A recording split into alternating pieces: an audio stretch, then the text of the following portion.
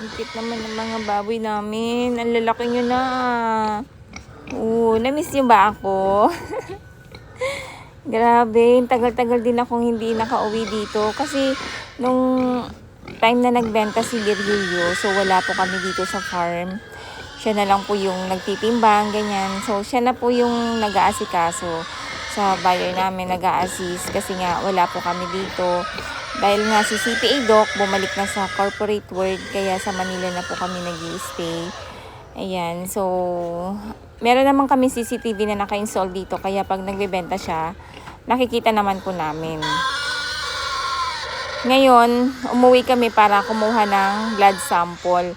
Kasi by next week, ayan, magbebenta na rin po kami ng mga fattening po namin. Kailangan po kasi ng ASF free certificate, lalo na pag outside Pangasinan na.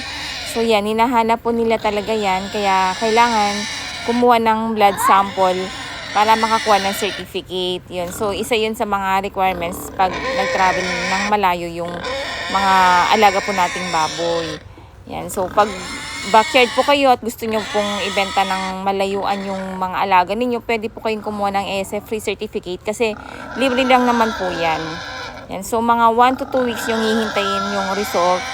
Yan. So, ano na yan? Okay na yun. At least, di ba, mabibenta nyo ng medyo mas mahal yung mga alaga ninyo kapag sa malayong lugar, di ba?